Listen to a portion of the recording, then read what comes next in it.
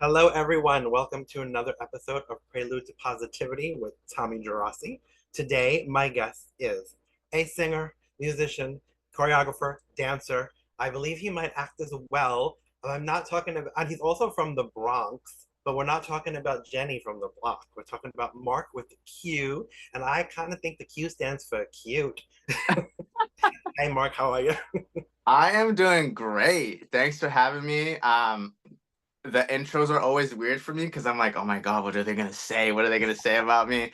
But like, thanks. Like that was a good intro. And the Q can stand for Q. I'll take it. I like it. It's a little play on, words, but also it's taking a little literary license because that's what Yeah. it starts with, but it's okay.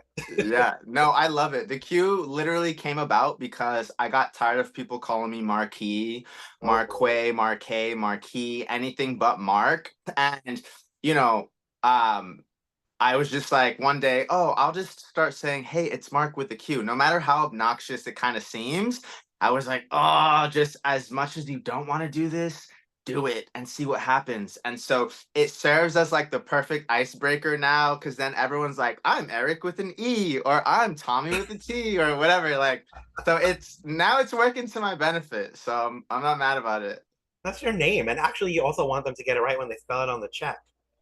Hello, that part. It's really important to get somebody's name right. And as much as sometimes like as a former people pleaser myself, as much as people kind of brush it off, it's your name is who you are. So down to the spelling, it's like, no, like show me some respect, not in a aggressive kind of a way, but I feel like that little detail shows that somebody cares Mhm. about you.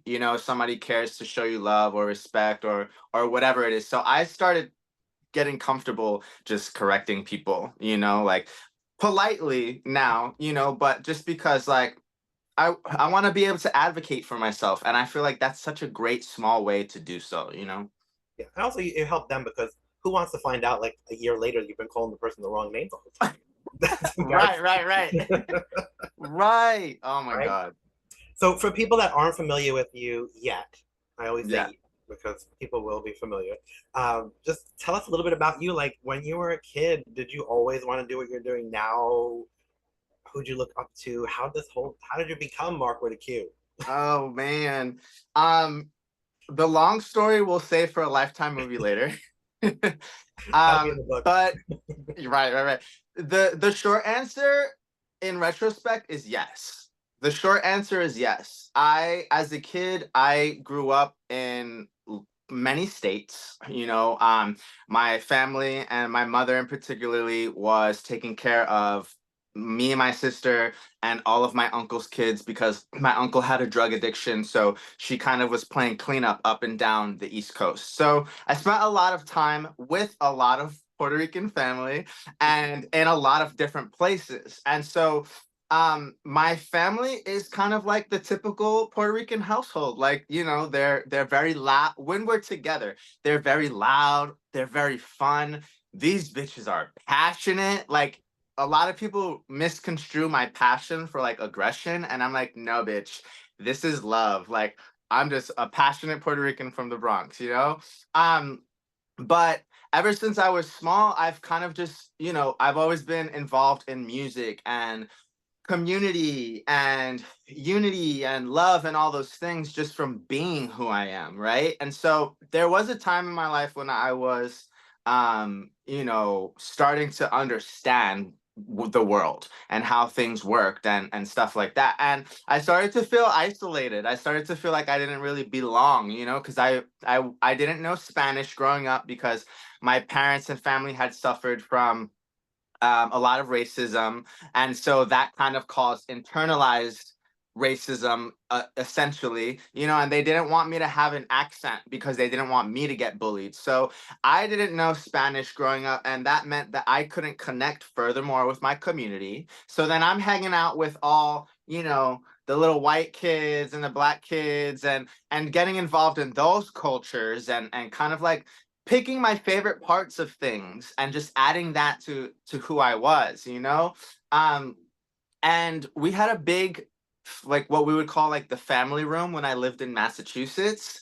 And every time my family would be downstairs, I would be upstairs. Every time they would be in their room, I would be in the opposite room. You know what I mean? Unless somebody called me over to like be the entertainment, you know, or like, because I was very comical as a kid. Like I love Jim Carrey to death.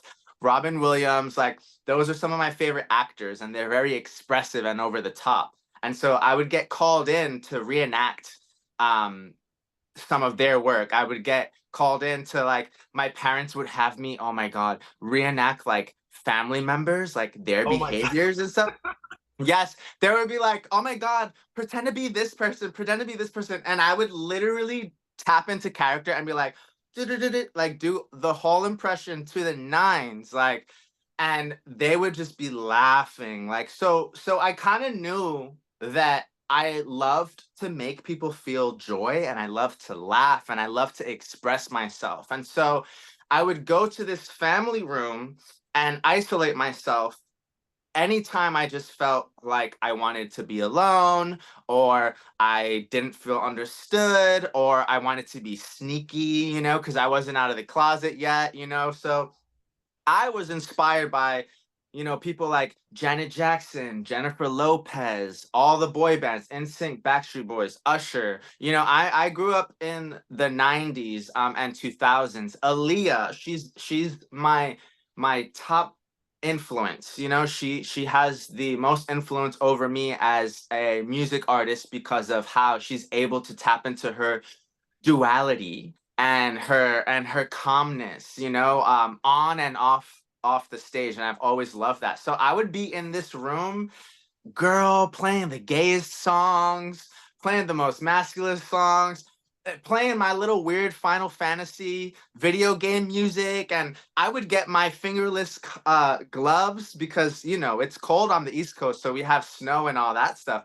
I would take my fucking snow gloves and destroy them. My mom would be so pissed because I would cut all the fingers off so that I could like fucking have my little glove and just be dancing and doing all the things, you know? So um I've always been moving, I've always been dancing, I've always kind of like had ADHD, and I've always kind of like found ways to make that benefit me or work for me, you know? So that's kind of like how everything started. And in retrospect now as an adult, right? What happened was that um as a kid, I would watch these artists, right? And I would be so inspired by every fucking inch. The costuming, the lighting design, the angles, the makeup, the choreography, the casting, okay? The casting, like they like I was paying attention to the casting, like the sizes, the shapes, the colors, everything you could think of. I wanted to like be a part of that, you know? And so in retrospect, I think that I had convinced myself that I wanted to be a backup dancer. Mm, And because I was like, well, when your self-esteem is really low and you don't know anything about anything and you're still figuring yourself out, you're like, I can't be the artist. Like the only J-Lo is J-Lo. Only Britney is Britney. You know what I mean? Like yeah. so I must want Somebody to came before dance. that. Yeah. So I convinced myself that that I was just a dancer. And for many years, up until I was about 27, 28, um, I was just a dancer and a teacher and a choreographer, like just professionally. And I kind of like denied myself of other avenues because of fear and societal projections and all these different things. And it wasn't really until I left my entire life on the East Coast and moved over here that I was starting to really explore parts of myself that I never even knew existed.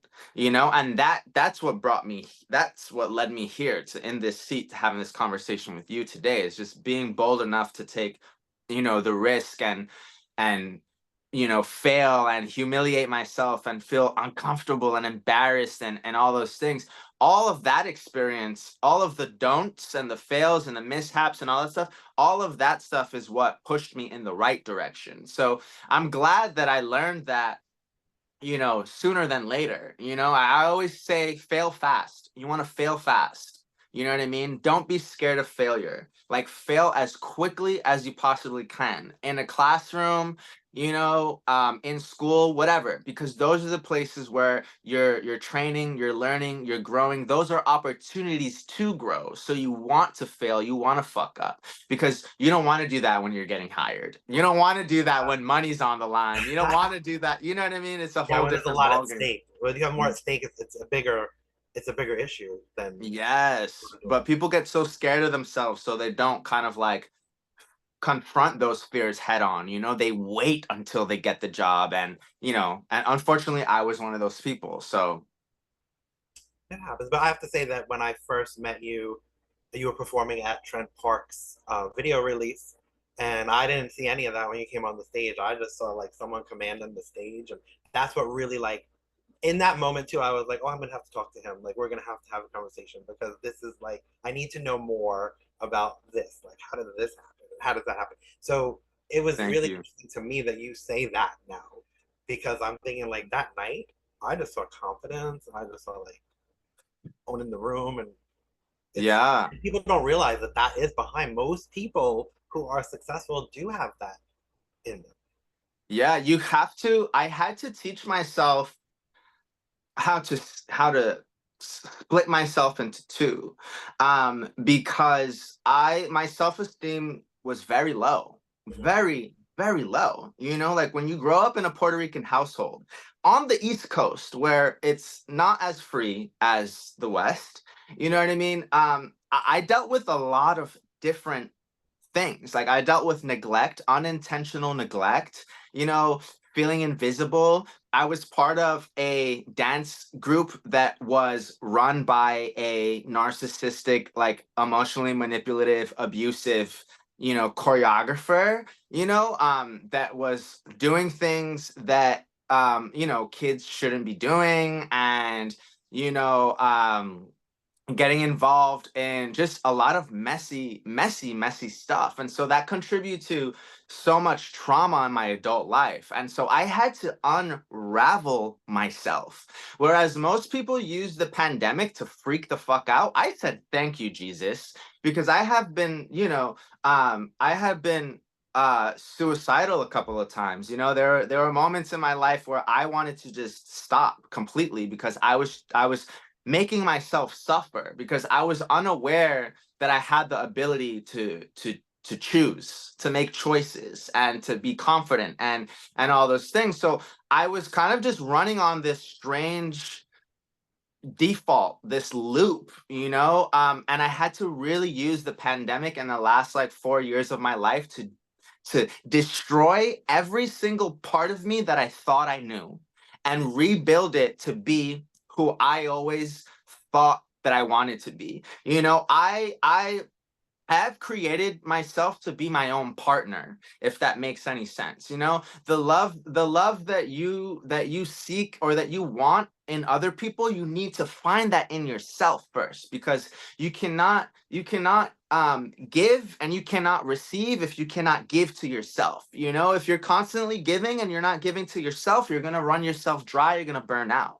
And then also, you're not teaching yourself how to receive love. You need to show yourself that it's okay to receive love. It's okay to do affirmations. It's okay to speak the things that you feel ashamed about. Like, all of those things are part of the reconstruction. And without that, you can't really create the life that you truly can create. Like, it's really about just ripping things apart and then realizing that you have the capabilities to really do what you want. It's just going to take a lot of internal work, smart work, and hard work. I always say that life is not easy, but it is very simple. You know what I mean? Like, it is simple, bitch. It is a simple life. You follow the fucking rules. You do what you need to do. You get emotionally intelligent. You get, financially smart. Financial literacy is another thing we could talk about later. You do those things, and then life can be a little easier. It doesn't have to be as hard as we think we do. And on the East Coast, frankly, you know, there's so much glorifying, and in entertainment generally, there's so much glorifying toxic productivity, especially when you live in a capitalistic kind of country. You know, we take so much pride in like fucking sweat, blood, and tears. Bitch, why am I bleeding for a job? No, and not Why? sleeping. People don't And sleep. not Oh, I only had 3 hours of sleeping. sleep, and I'm still going. Okay, that's stupid. Yeah, like you come to a point where you realize how to create your own joy, how to create your own peace, how to create safe spaces for yourself and other people, and then you learn how to release and let go. Woo! When I tell you, things just start fucking coming in your direction. You start to attract, you start to be a magnet because you're not in scarcity mindset. You're not desperate for the water. You're not like acting all crazy and shit, you know? You're calm, you're cool, collected because you have created a deep knowing in your body. There's a difference between thinking you know something and then knowing you know something. Right, right. You know, knowing is a feeling. Knowing is this feeling in your body that you're like, oh, I'm about to fuck this up. And when I go on stage, that's what I feel. I feel this deep knowing that, you know, I've tapped into a different source, a different side of myself, a truer form. So I know that in this moment, this is what I'm meant to do. I'm meant to connect. I'm meant to express. I'm meant to share my story with people so that they could feel something. I'm not in it for the money, because if I was, girl, I'd be an accountant or something like that. You Right. know what I mean? Like, so there's a lot of work involved in this whole thing that people don't see. And this is why it's so amazing that you have a platform like this, because like I love the title of it, you know, like Prelude to Positivity. What? Like, get out of here. Like, yes, like it's in the prep work, it's in the shit you don't see. And that's how you get there. And it's not about being toxically positive, but it's about being optimistic and learning how to lean radically into that to a point where you're not affected by the things that are not meant for you, or you're not affected by outside, you know, impact or whatever. You kind of can say, okay, damn, that hurt. This felt like that. I'm going to take a second and see how I can move from this, and then manifest something better or move in a different way, you know, instead of being so reactive immediately. When you're in response mode 24/7, it's just way too easy to make horrible decisions. So would you say that that's the thing you're most proud of, is being able to figure that all out so that you Yeah, bring it to your art? girl. Yes. Yes, yes, yes, yes, yes. I am the most proud of my emotional and mental development. When I tell you, like, I was on Lexapro for 8 months because I was depressed, you know, like I took myself off those things cold turkey, which you're not supposed to do. And I don't recommend because I did get the symptoms, but I'm a hard-headed bitch. So I said, do I feel like I can handle that? Yeah, I've dealt with worse, you know? But I used the medication to really neutralize my emotions because I hated it. It made me numb. But when you don't want to live anymore, you're already kind of numb. So I said, let me see what this medication can do for me. If I like it, if I don't like it. I used it as a tool, and it allowed the negative emotions to go away. And so when I didn't have to experience all of those negative emotions, I was able to focus on finding tools, finding resources, focusing on therapy, building a better community, because you are going to need a really supportive community to survive in this, not even this state or the entertainment industry, but in the world right now. You need a community that really supports you and supports your growth and is okay with boundaries and all those things. So being on that medication really allowed me to come to that conclusion. And so when I finally said, okay, I've had enough because now it's neutralizing my joy as well, I can't even experience happiness.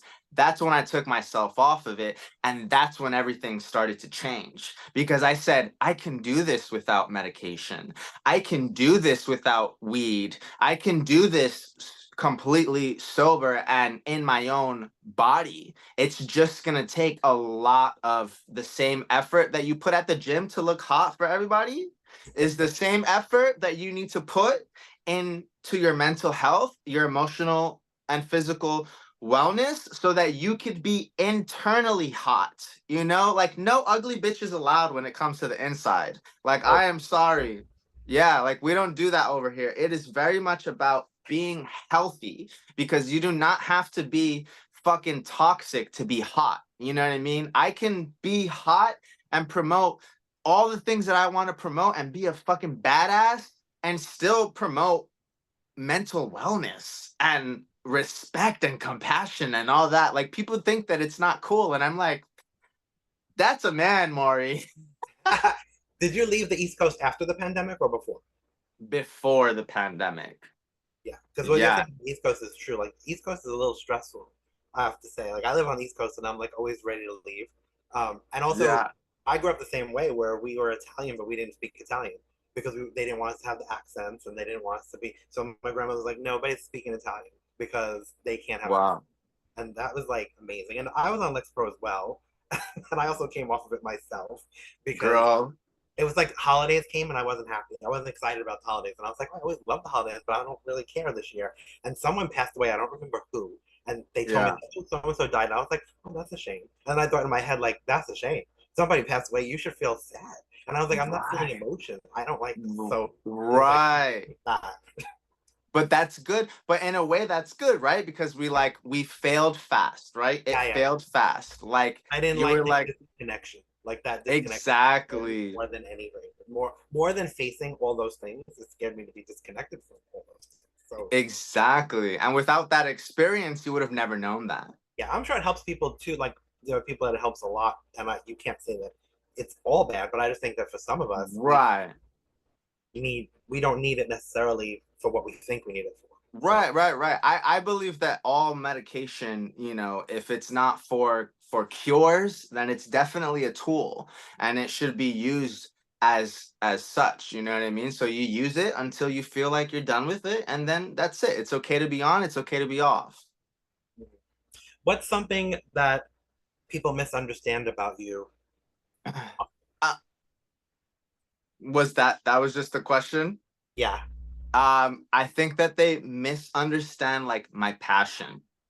Like I'm a very, very passionate, forward, direct kind of a person. And so over the years, I've had to really work on my tone and my delivery because not everyone gets it, especially some of the girls over here. They are a little bit more.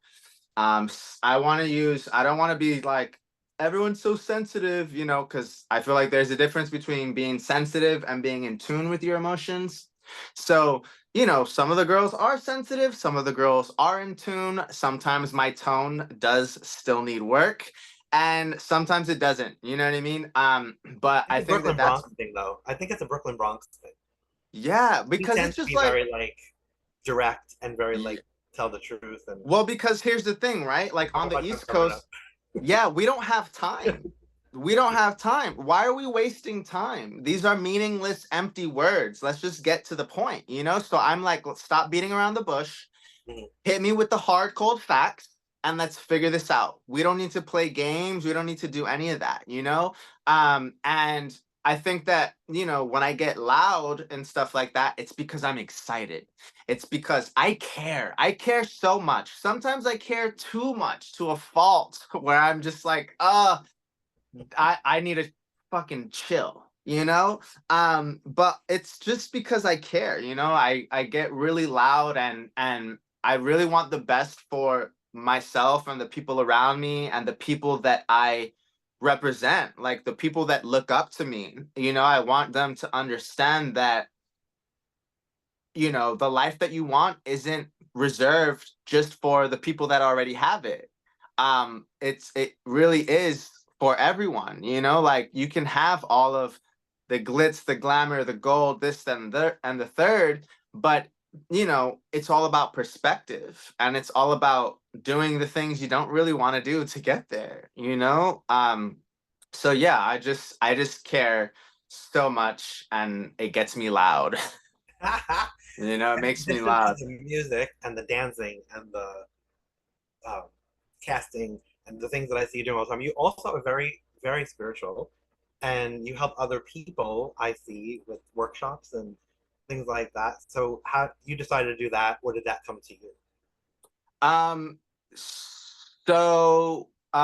the only workshops that I have done have been like choreography workshops. So I have like a mind and movement workshop that I do now, where it's a 2 hour workshop where I focus on, it feels like half a podcast, half like an extreme coaching kind of Okay. like dance movement moment. And it's for all levels, because I think that everyone can learn something from everyone, no matter if you're a beginner or a pro.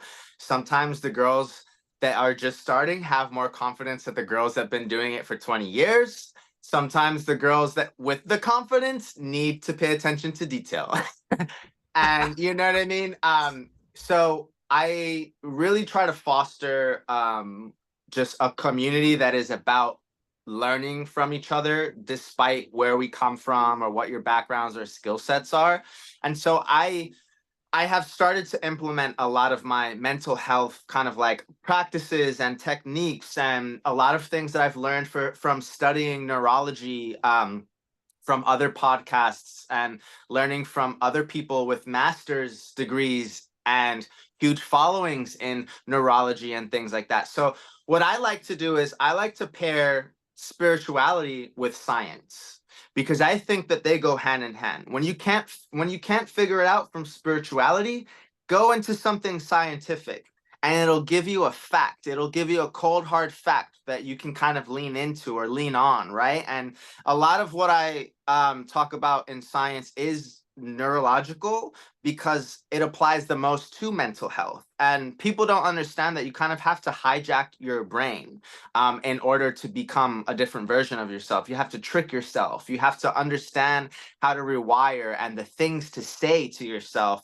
to get you into a specific frame of mind, you know? And then when science isn't there and you can't find the answer because maybe there's too much knowledge, maybe I'm overwhelmed by it, maybe I don't understand it, lean into spirituality, lean into feeling, lean into understanding what your intuition and your body is telling you, because your body will always kind of like guide you in the right direction, or at least it thinks it does, at least it's trying to keep you alive and protect you. So when you can't find the answers in science, you can always lean into spirituality and find some healing or find answers and signs that way, I'm a licensed massage therapist, aside from the other things, and I feel the most energy when I'm working on people. I'm constantly telling people to focus on their breath, in through the nose, out through the mouth, focus it into the stomach. I create a safe space in my table or in my room for people to release. There have been times where I'll get a download and I'm just like, hey, this is going to sound weird, but I feel like I need to tell you this right now. And I had a woman literally bawl on my table to the point where I'm massaging tears into her face, and if I hadn't taken that risk to kind of put myself out there and like maybe embarrass myself, she would have never gotten whatever that message was that I delivered to her. And she wouldn't have got the kind of like healing that she expressed to me that she felt during and after that session. So following your intuition and leaning into your truest, most authentic self, if you feel like it's coming from a good place, it's usually going to be beneficial for you. Yeah, I would agree with that for sure. I Yeah, mean, you have to follow energy, because if you don't follow energy, is there for a reason. It's there to, Jules said it first. yeah. Jules said it first. Follow your heart, your intuition. It'll lead you in the right direction. That's a Come on, great let's go. song. That was a great song. I did a dance to it in like 2017, like a little showcase. I was like, we're gonna make this hot, like put some heels on and do the thing. So I'm with Jewel on all the things. I agree with that. When you do write the book of your life, what would this chapter be called? The one you're in right now? Evolve. Evolve. It was that was also the name of an EP that I was going to release. Um, and it would be spelled EVOL dash V. So it spells evil and it spells love. Oh, And then the V is for the Roman numeral 5. And on the EP, it was going to go from the most toxic song to the most healing song. And so I wasn't able to release that full project like as its own kind of like unit because I oh my God, I'm a Power Ranger. Can you hear that? no, I'm here. Oh, I'm okay. here. Thank God. My phone was going off and it's like doo doo doo doo doo doo. I'm like, secrets out. Zordon, where you at? um, but it was gonna go from the most toxic song to the most healed song, and because of money and finances, and I'm an independent artist, it's not all, what it's, what people cook it up to be. It's a lot harder than it looks, I would just wasn't able to release it, but I was able to release fragments of the project, right? So I dropped the middle song, which was the neutral song, and it was meant for kind of like healing. It had been the first song that I didn't put a structure to. I said, I just want this to feel um like peaceful chaos. I want this to be so chaotic that it's actually healing in a way. And so I named the song Release. And so that was the first drop that I made off of that EP. And the logo or the symbol for this album was a butterfly. And so if you see me posting butterflies or I wear this signature butterfly chain all the time, it's kind of like an ode to that, an ode to an evolution, a change, because I do feel like I have evolved. Everybody that's meeting this version of me, they're meeting me for the first time.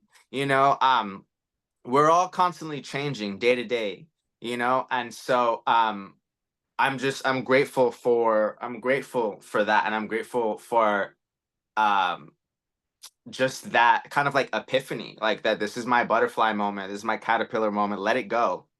Anything I was attached to before, people, places, things, thoughts, careers, whatever, let it go. If I just move with intention, then I'll make the correct impact. And that impact will be bold enough to take me to exactly where I want to go, Release is actually on my workout playlist.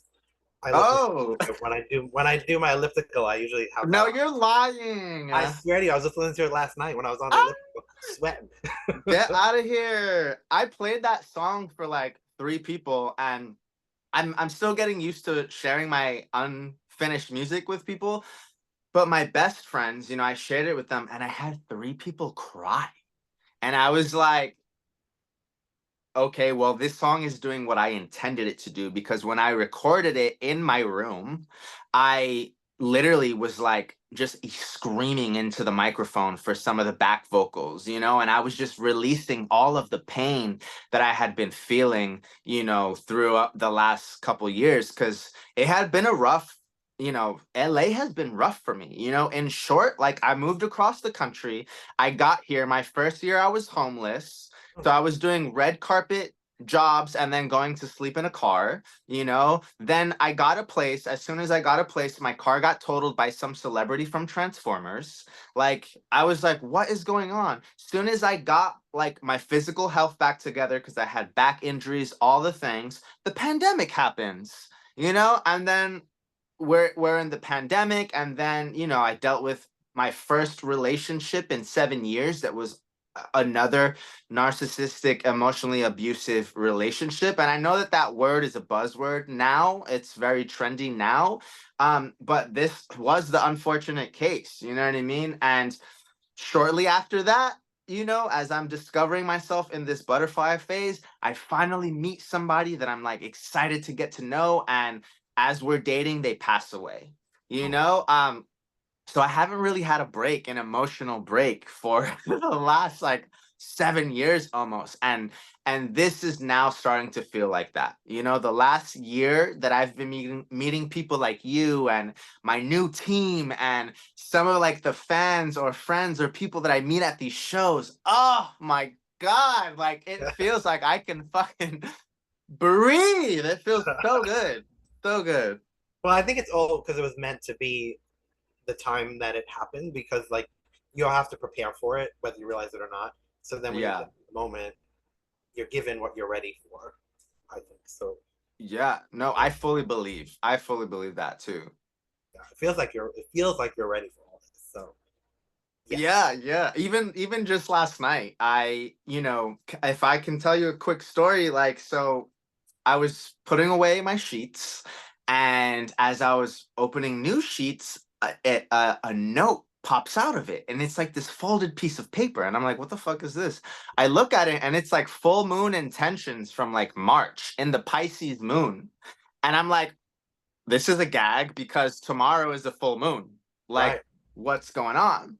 And then as I'm like, "Oh, okay, like let me see if I can do anything cool for this full moon because if any of this is woo woo at some point or another, which I don't think it is, It's at not. least it's benefiting my fucking mental health. Okay, so I'm like, if it's a placebo effect, let me have at it. Okay, so I was prepping the stuff, and then I look, and it's a Pisces full moon eclipse, and I'm like, girl, It was like, meant to be. what is happening? Yeah, and it's in this moment where like I'm feeling exactly like what you said. Like I feel aligned. I feel like I'm ready for the next phase. I finally have enough control of my emotions that the rest of my life kind of feels like like I'm just following an instruction manual. It's, Yeah. it's strange. But the thing is, if you weren't ready for it, then you wouldn't appreciate it. So if you're really appreciating it, that's how you know you're ready. It's those two things that go hand in hand. It's like the chicken and the egg, but it's true. Like you're not ready until you can appreciate it, and you can't appreciate it until you're ready. So it's just like this recipe. So I think, Yeah. yeah, you It probably worked happens on the when it recipe. happens. Yeah, and you've been working on the recipe. Hmm? You've been working on that recipe, so you probably got all the ingredients right now. The little salt man. Oh, hey, what is something that you absolutely cannot live without? My mom. That's I'm I wouldn't say I'm a mama's boy, but I'm a mama's boy, right? yeah, But not to the degree that it can be like come toxic, when everything becomes about like your mother and like making it about your mom. Like, no, we're besties. Like she calls me girl, I call her bitch. Like I'm like, like this is what happened. She'd be like, girl, let me tell you, like da da da, and so we're kind of growing up together in a strange way because she's in her 50s, her early 50s, and we're kind of having the same metamorphosis right now. And when you have a kid at a very young age, and then you're presented with all these hurdles and battles, you don't get a chance to work on yourself. And right. so I feel like I have kind of always tried to live my authentic life, and I think that that's inspired her to do the same. And she couldn't be more proud of me. There are moments where we literally cry to each other because I'm just like, dude, I'm so fucking proud of you. Like, it's rare that a 50-year-old woman undoes trauma and makes decisions to go to therapy and supports transgender rights and gay rights out loud, by the way. And not only does she do it out loud, she goes above and beyond. This fucking woman went to the mayor of her city and got him to like give me a shout out. You know what I mean? Like she supports me to the fullest, and I couldn't be any more grateful for that. So um I that she's the one person, and person, place, thing, all the things that I couldn't live without. And then I guess next to that would be chapstick. You got to put something like a little simple in there, right? Yeah, yeah. And what's something that you wish we could all live without? Social media. Mm, yeah, Yeah, the necessary evil. girl, it's a blessing and a curse, right? And I think that it comes down to, I think everything kind of comes down to greed and insecurity. Hmm. Insecurity is what breeds those negative traits. And so when you feel a lack, you then try to outsource it everywhere else. And so I feel like, is access to the rest of the world great? Yeah, of course. But it's too much access. It's too much stimulation. It's too overwhelming. It's too distracting. It's just too much, you know? And I Comparison. what was that? Much comparison too, I think, because people compare themselves and then they're like, they have no worth. And they're like, you're a great person. What are you talking about? Because you only got 25 likes on that photo, that means that you're not worth anything? Come on. I always tell people that they need to reframe the way that they look at social media, because I believe that I'm banned because of so many things. Like, I've tried to get the meta verified thing because not because of the badge, because I think there's so much psychological like things behind it that I'm not a fan of. But Yeah. because of business strategy, I was like, this could benefit my business. Let me just lean into it. You Yeah, know, yeah. I can't even get the badge because they've blocked me in some way. They keep refunding my money every time I do it. Like, I've done it 5 times. They refund me. I'm not even eligible to pay for it. So they Wow. don't want certain people to have it. But what I always say when it comes to the numbers, numbers on social media don't really mean anything, because I know so many people that have like these huge followings that, girl, you go to a show and it is crickets. Yeah. Okay. There Yeah. is nobody in the audience, you know? So I always tell people to look at their numbers like this. Sure, you have 25 likes on a post, and this person has maybe like 3,500 or a million or whatever. Picture that 25 or that 80 likes in a fucking room. Right. How would you then feel about that? Would you still be an ungrateful bitch? Or are you gonna be like, whoa, like, this is kind of crazy. I don't care if I have fucking 2 people at a show or I'm performing for thousands of people like I have in the past. Okay, you get the same experience whether I'm doing 2 people or there are thousands of people in that audience. You know what I mean? Because if you're doing something because you really love it, Yeah. the numbers do not matter. And numbers are empty. Numbers don't have feelings. Numbers don't have emotions. Numbers, so you can't feel anything like when you're tying it to numbers so much. That's why I don't think is as important as people think it is. It important? Yes, yes. But I think that if you zoom out and you really think about it and you think about your emotional wellness, I don't think that it's as important as you think it is, because we live in a world where money controls everything. Whoever has the most money wins, unfortunately. Whoever has the most money has the most access. Whoever has the most money has more resources, more tools, more this, more that. So it's not really even a fair game. So how are you comparing your experience to someone who, like, if you're a diamond elite, how are you comparing yourself to someone who's like elite platinum gold plus.com deluxe junior? You know what I mean? Like, you can't. It's 2 different worlds, 2 different Right. categories. Like, stay in your lane, stay the course. As you continue to grow, and if you just hold on, at some point or another, people are going to loosen their grip. But Mm. if you don't, you get to be there at the top. You know what I mean? It's just about holding on. It's a time and place thing. You put yourself in the right place at the right time and you become the right person, and things just will happen for you. I mean, I think it's. I've been with people who have like lots and lots of followers, and they'll sit and complain and be like, "Oh, I've been putting up pictures lately, and I'm only getting 400. I used to get 1,000." I'm just like, it's algorithm. It's so many things involved in it. Like, you can't really base it on anything. It's so baseless. It's so Yeah. you to be sitting at a lunch with somebody and complaining about it is wasting energy and time. Like, we're wasting time talking about what this. Come on, let's Oh, a move on. 1,000%. It's like, let's talk about solutions. Seriously.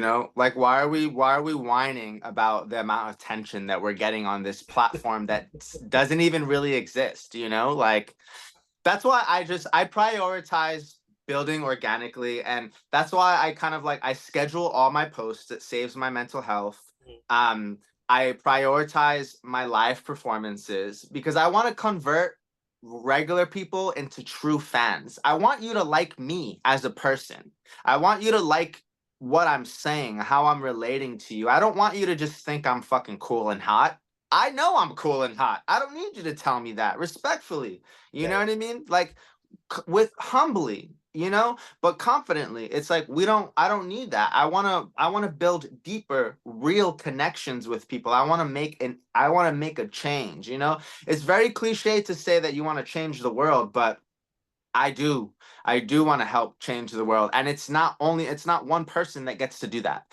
It's all of us that get to be a microscopic piece of that, And I've recognized that I'm a small little part of this game. I'm like such a small piece of this puzzle, But just because it's such a small piece doesn't mean that it's an unimportant piece. It's the baby steps that matter, because when you look at your milestones, it's like, okay, cool. There are not too many milestones, but when you zoom out and you look at all the baby steps that you've taken, that's what really got you there. That's what took you, as far as you could really go. So I say not to minimize the small things. yeah. Oh, definitely. What's the best advice you've ever received? The best advice I've ever received. I'm usually the one giving the advice, so I'm like, So, who mentors the mentor? yeah, right. Um, I think that the best advice I ever received was probably to just like to keep going, like to not give up like on the things that I love. I think it's okay to quit. I think it's okay to give up. I think it's healthy to recognize when something is not for you and when you do need to let that go, because sometimes we hold on to dead weight and things that don't serve us. And so I don't think that like quitting makes you a quitter. But I think being able to hold on to the things that keep me alive and the things that keep me youthful, not giving up on those things. I think that that's really the determining factor in my success, because my youthfulness and my spirit is what kind of like makes people gravitate toward to me, because at the end of the day I just want to have fun, and I just want to encourage people and uplift people and have the same thing kind of like return back to me, and who doesn't want that? What's the best advice you've ever given someone? And Ah, are you good at taking your own advice? no, Okay. I I am feel girl. Yeah, you can feel it first, honey. um I've been a teacher since I was like 18. So I started teaching in nonprofit organizations, and then I started teaching for universities and schools and this and that. So I've always kind of been teaching and giving advice, and I love watching people's like have aha moments and things like that. Um but I think like the best advice that I have given is is teaching people how to be aware, because a lack of awareness will be the reason why so many things go wrong, or don't happen for you, or don't line up, or you have to be so self-aware, because that will lead you to so many understandings and so much self-control, to the point where you discover how to actually run the ship. You know, before you have a sense of awareness, you're on autopilot. You're on subconscious patterns and behaviors. So it's not really you actually making any decisions. You're just being impulsive, and it's your heart kind of like making decisions. And we all know that, the heart wants what it wants. That's trouble. That is trouble. So awareness, be aware. Be aware, bitch. That's what I always say. Okay. I mean that that's probably the best thing. That's also an East Coast thing too, like awareness. They're always telling you to be aware of everything around you, of yourself. Yeah, it can be bad if it's too much hyper awareness and you Yeah, overanalyze and you start doing those things, but if you just don't do that, yeah, you'll be fine. yeah. So, of all the things that you do and have done, what is it that you're most passionate about? Like, if you had to pick the one thing and concentrate on that, what would be the most passionate thing? Like, is this like on planet Earth where we have boundaries? No, no bad. I never give people boundaries. No boundaries. If there were no limits at Yeah. all, And no I money would limit, nothing. no money, no nothing. I would just be a fucking global superstar. Like I would just be an artist to the max because I'd be able to like, my artistry entails a lot of different things, right? Like I dance on stage. I'm holding a microphone on stage. The microphone allows me to sing. I can talk to people. I can connect. I can direct. I can command. I can share. I can provide opportunity, for people to be heard and things like that. So I think that I would just be like a fucking global sensation and have the same amount of like power that J-Lo and Rihanna has, or yeah, that they have. So I could use that power to do shit like what Taylor Swift and Beyonce do, like leverage their star power to make like political change, and really make impact, I hate to get political because I'm not a like one size fits all, like, or not one size fits all. Like I'm not like there's not one perspective. There's so many You perspectives have to see it and there's all. so many different worlds. Yeah. So I'm the kind of person where I'm just like, girl, why are we restricting anyone from anything? Why are we telling people what to do with their bodies? Why are we trying to control other people's lives? And it's like, just don't be killing people. Like, Yeah. take the guns away. Why do you need that? Like, stop killing the animals. Like, leave shit alone. Like, there are so many other ways to do things. Like, so I'm on the party of like world peace and world domination. Like I'm a Powerpuff Girl. Like I'm Bubbles, okay? Seriously. Like, But going back to you were talking about Rihanna and J Lo, but we yeah. have to give props to Selena Gomez because she now is the first Disney billionaire. And I was And like, go girl. And it's like amazing that she's Latina, so it's not even like it's even a bigger thing for her because and she's promoting mental health and wellness like always, no always, other. always. And to some people it's cringy because they can't handle it. They can't take the truth, babe. People don't want to meet themselves. They do not want to get deep. They don't want to get sappy. They want to live through everyone else. They want everyone else to go through it. They want to watch it on Housewives. They want Oh to my feel goodness. that. A reality Yeah, that all the things, which I get it. It's fun, it's it's entertainment, it's cool. quick, it's easy, it's digestible. And healing unfortunately is hard to swallow.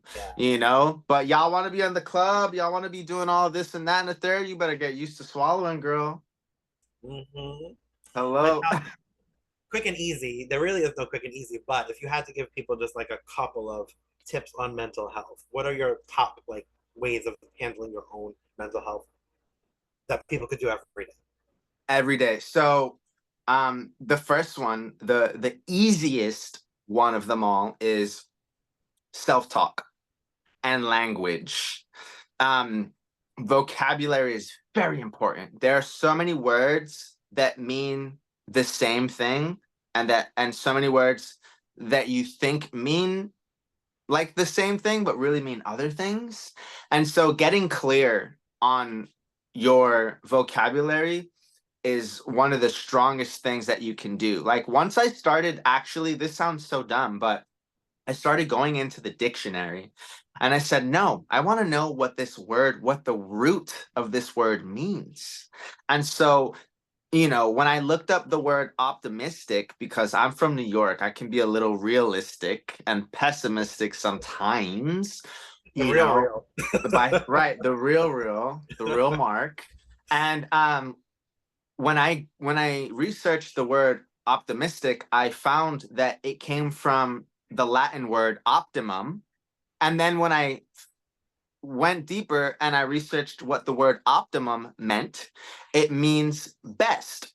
So put together, it means the best perspective or the best outlook. So to be optimistic doesn't mean to just be hopeful and, toxic positivity and fucking delusional and all that stuff. But to be optimistic is to lean into a better perspective overall, a healthier perspective. Why would you not want that for yourself?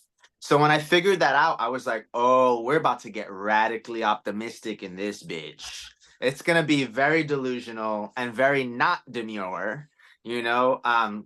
So vocabulary is the most important. Self-talk, very important. Sometimes I wake up and I'll already be bombarded with negative thoughts. Like, I have to do this, these people are doing this and you're not doing that, and blah blah blah. And I have to literally stop, and I have to like pause my entire body and say, please shut the fuck up. Like, literally internal dialogue. Like, I have to tell myself to just be quiet. That's fine. Like, this is not my thought. This is not a thought I want to have. So you kind of have to acknowledge your own thoughts and then release them back into the world, because it's not even yours in the first place. It's just you know, social concepts and the things that people have beaten into you. Third, journaling. Journaling will change your entire life. I'm such a huge advocate for this. I'm going to actually be making my own journals pretty soon, and I'm going to be selling them. I want to figure out a really cool way to I make it want one. different. I'll send you one. I have so many. I love them. What? Me too. I have like 5. And journaling is great because it allows you to kind of like just not think, but like pour whatever's happening onto a page so you can physically see it. If you want to read it back, you can get some really cool answers. Sometimes you know more than you think you know. And I realized that I'm a smart bitch. Like, I may not be financially, the smartest person or whatever the case, but when it comes to a lot of different things, we know so much more than we give than we give ourselves credit for. So journaling is like, whoa, a big game changer. I It doesn't have to be a long personally, time. You don't have to do it for a long time, right? You could just write. You could be just like 15 minutes a day. It's not like yeah. a long process. So when I first started journaling, I actually couldn't keep up with it. I would journal every couple months. I would like write like 2 pages and then stop, Yeah. and then write 2 pages and then stop. And years into it, I started understanding what was happening and researching the benefits. And when I didn't believe what was happening, I had to lean into science. I needed a fact, right? Like, again, I need a cold hard fact. Tell me why this is really going to work for me. So again, leaning into the science of neurology and things like that, I was like, okay, journaling is good for me because of these reasons. And so now, I journal at least twice a week, and I make a moment of it. You have to make these things feel like ritualistic and spiritual and sexy or fun or whatever the fuck you're Light a doing. Like, candle. yeah, it doesn't have to be corny. It doesn't have to be corny. Like, the girls on the internet are always like, making things so cheesy. Mm. And if you're allergic to cheese, it doesn't have to be that way then. Like, you can make it your own vibe. Like, make it cool, make it funky. Sometimes I journal at a coffee shop. Sometimes I come to my own space and I dim the lights and I light a candle and I light one up, and I get all loosey goosey and I pour myself into this journal. You got to have fun with this stuff. If you're not making it fun, it's not gonna work. And then lastly is therapy. If you have access to therapy, then I highly recommend, because your friends are not therapists. Like, you Yeah. need a licensed professional to act as a guide or a soundboard or something, because your friends can only handle so much. And I think that it's unfair to the people that we love to have to carry the weight of our baggage 24/7 when they're constantly going through their own things as well. So I think being a soundboard for your friends is amazing. Giving advice when asked for, or if you see someone's like in a really, in a crisis, giving that advice then, but I think access to therapy any way that you can find it is so important. I use Lyra.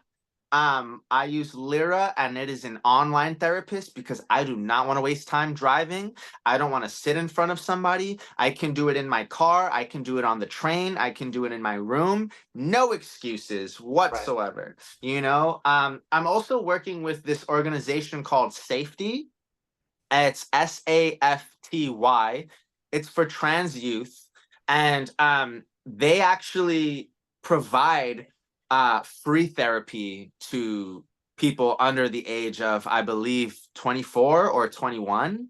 Oh, wow. So that's another resource for people, non-binary and trans people going through a couple things, and I'm sure there are other resources there as well. But therapy has changed my life. I've been in therapy for about like 3 years now. So what's coming up next for you?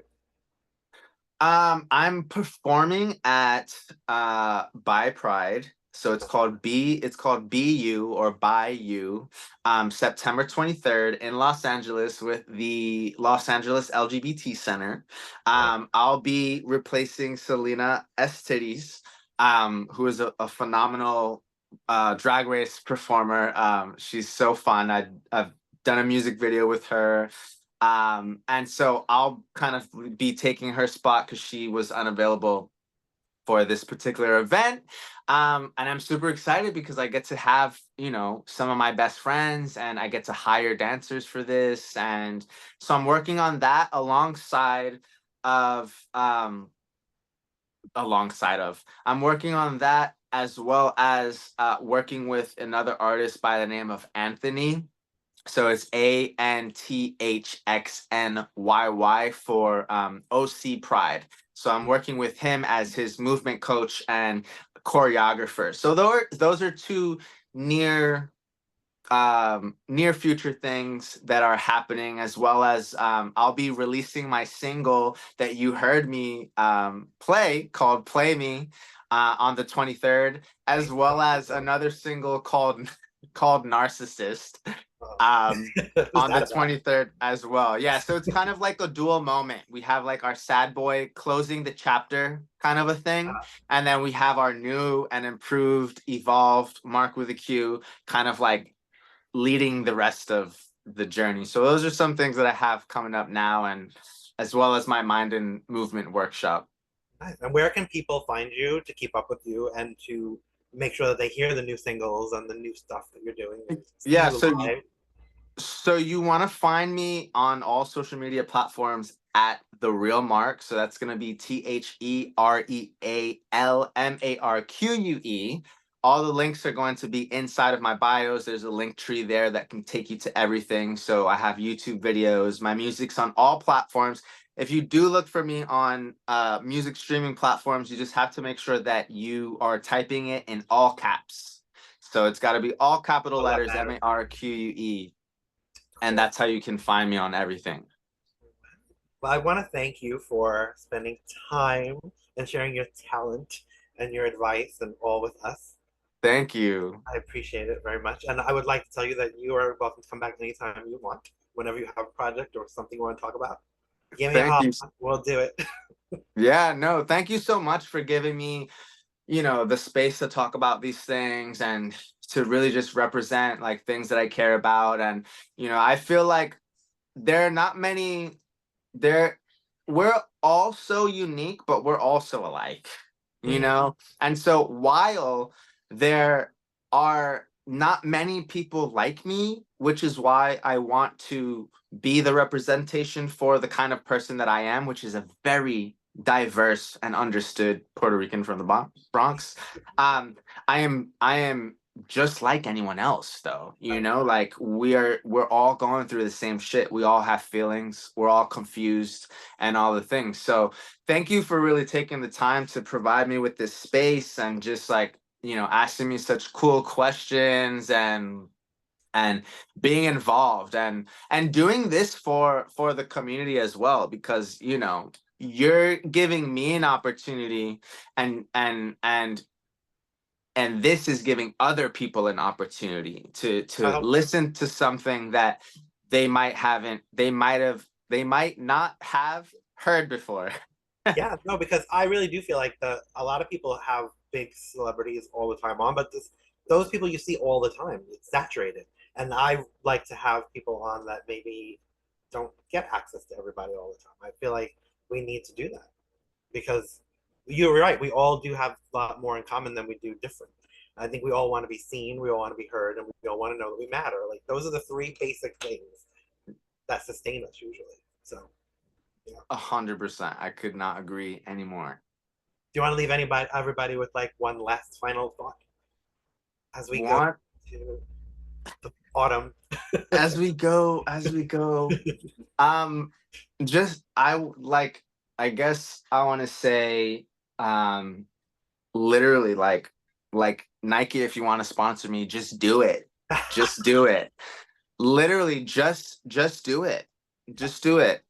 There's nothing to it. You have nothing to lose. You know, the faster you fail, the faster you learn. Mm, So just go for it. Take the risk. You can't lose anything from doing something that you love, or at least something that you think you love. yeah. And I will see you hopefully when I'm in LA in a couple of weeks. Yes, yeah, we'll plan something for sure. Thank you so much. Thank you.